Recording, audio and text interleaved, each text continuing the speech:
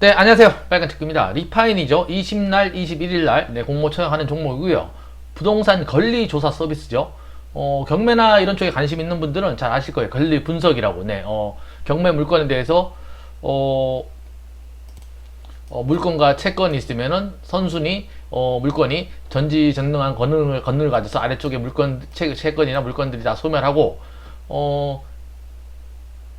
돈과 관계된 후순위 권리들은 다 삭제가 되지만은 돈과 관계 안 되는 그런 권리들은 물건들은 삭제가 안 된다. 가장 기본적인 내용들이고요.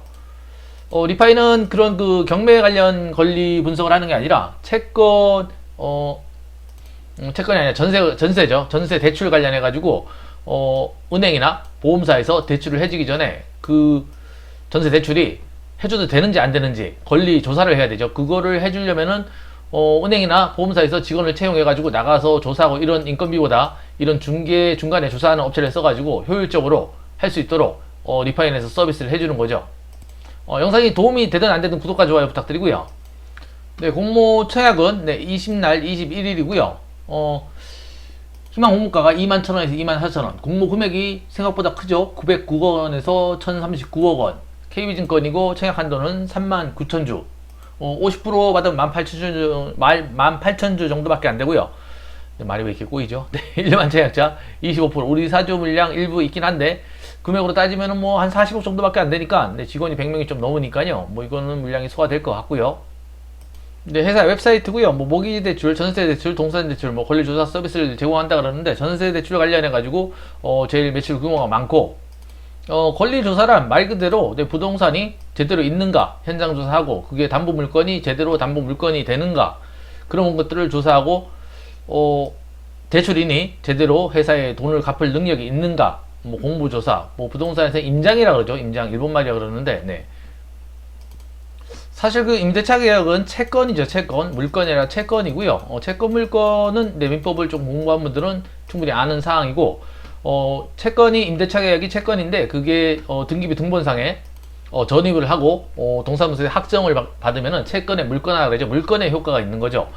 그런 임대차 계약을 바탕으로 해서 돈을 빌려줄 때는 권리관계를 조사를 해야 되겠죠. 거기에 대한 여러 가지 보험도 있고 이 보험을 들어주기 위해서는 권리조사를 정확하게 하고 그래야지 은행이나 보험사에서는 돈을 대출금에 대해서 사기를 안 당하니까는 그 중간에서 권리조사하는 서비스 해주는 업체가 필요하겠죠. 아니면 자기네들이 직접 해야 되는데 그 직접 하는 비용보다 외부 업체를 써서 한다 그러면 비용이 더 절감이 된다 그러면 당연히 외부 업체를 쓰겠죠. 그 외부 업체가 리파인이고요. 금융기관이 대출을 하고 보험회사가 보험을 들어주고 권리를 그 위험을 아웃소싱 리밸런싱 하는 거죠. 위험을 낮추고 그러기 위해서 보험회사 보험을 발행해주기 위해서는 그 권리조사 이 대출이 제대로 해줘도 되는지 보험을 들어줘도 되는지 확인하기 위해서는 권리조사가 필요합니다. 공모대상 주식수가 우리 사주가 20만주 일반 청약자가 108만주에서 129만 9천주까지 25%에서 30%까지 늘어날 수 있고요. 기관 투자자가 65%에서 214만주 최소 총 433만주를 공모를 하는데 구주 매출 없이 신주 모집 433만주입니다. 청약 자격은 은행 제휴 계좌 개설, 비대면 계좌 개설은 청약 당일 계좌 개설로 청약도 가능하고 온라인 일반 고객은 청약 한도의 50%, 청약 수수료는 1,500원. 유통 가능 물량은 조금 많죠. 구주주가 22.7%가 있고 공모주주가 23.7%가 있습니다. 공모주 기관 하격이 높게 나온다 그래도 뭐 30% 중반 후반은 넘어서겠죠. 40% 가까이 나올 가능성이 높고요. 최근에 상장 이후에 유통 가능 물량이 많은 주식들이 더 많이 좀 흘러내리는 그런 모습을 보여줬죠. 판매 청구권 없고요. 리파인에서 제공하는 시스템은 PTS 시스템이라 그래가지고 보증기관에서 서비스 의뢰를 하면은 실시간 조사 보고가 1분 30초 만에 돌아온다고 합니다. 굉장히 빠른 거죠. 사실 뭐 대출 일반적으로 그냥 일반 대출을 은행에 넣어놔도 며칠 있다 나오죠. 이러한 권리조사 시스템을 자동화 시켜가지고 굉장히 빠르고 효율적으로 만들어놨다 그러고요. 등기부 변동 자동 알림 시스템도 있어가지고 예기치 못하게 등기부 등본 권리관계가 바뀌는 경우에 보증기관에 즉시 알려줘가지고 손실을 줄일 수 있는 그런 방법을 제시를 해주는 거죠. 허그 전세보증금 반환 보증 및 대입변제 및 회수 현황이죠. 매년 폭발적으로 늘어나고 있어요. 사실은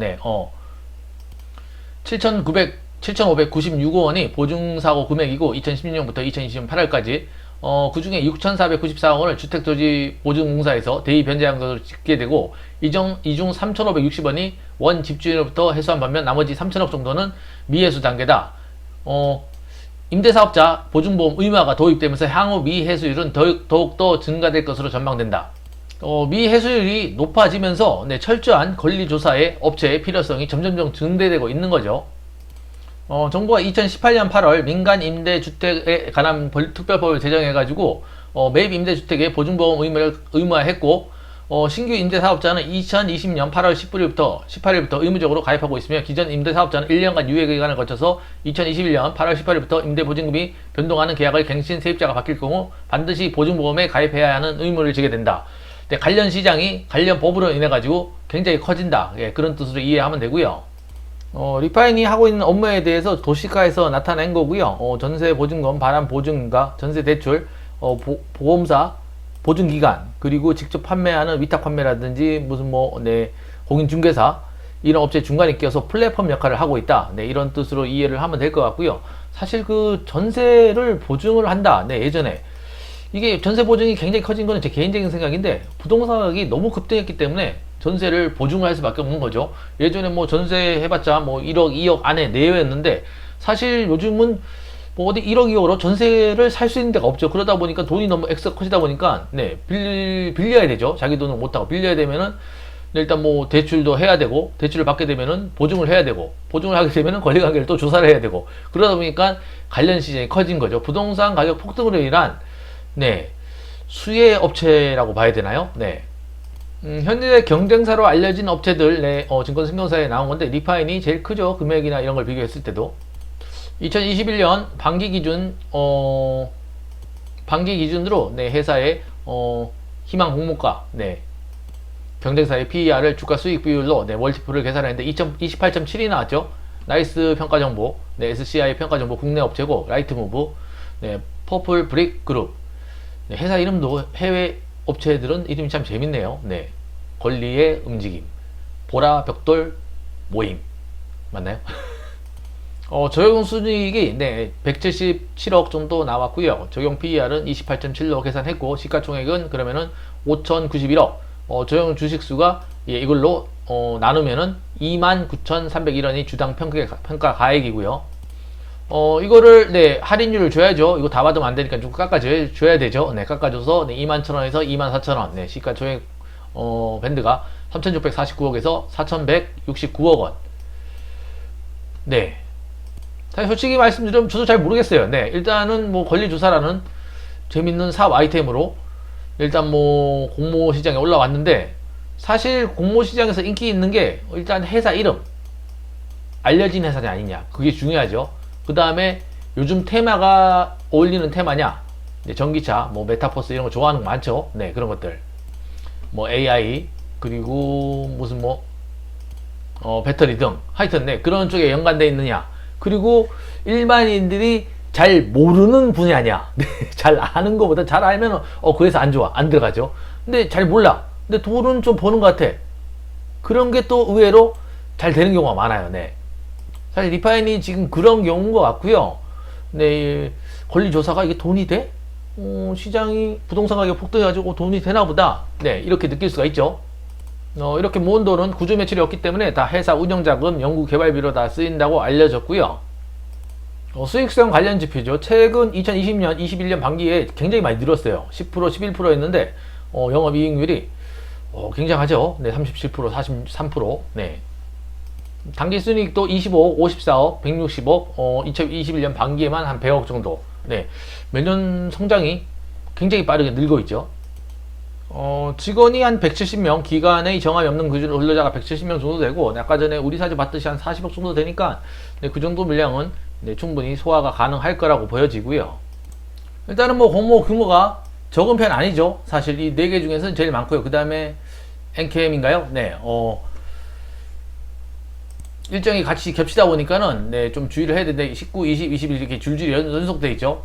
앞에 걸 넣으면은 뒤에 거 중간에 걸 빼먹어야 되고 조금 애매한 상황인데 일단 엔캠은 약간 수익이 안 나는 회사죠. 뭐 미래 성장성이나 뭐 테마는 좋은데 조금 그래 보이고, 리파인이 만약에 수혜치 결과가 좋게 나온다 그러면은 많이 몰릴 가능성도 높은데, 다행히 공모 금액이 조금은 그래도 1000억 정도면 100억, 200억보다 많으니까 네, 그래도 받을 게 있지 않을까 싶습니다. 네. 일단 판단은 내 수혜 지역이나 이런 걸 보고 컨닝을 해서 네, 청약을 하면 될 것 같고요. 네, 영상이 도움이 되든 안 되든 구독과 좋아요 부탁드리고요. 네, 오늘도 건강한 하루 되십시오. 네, 고맙습니다.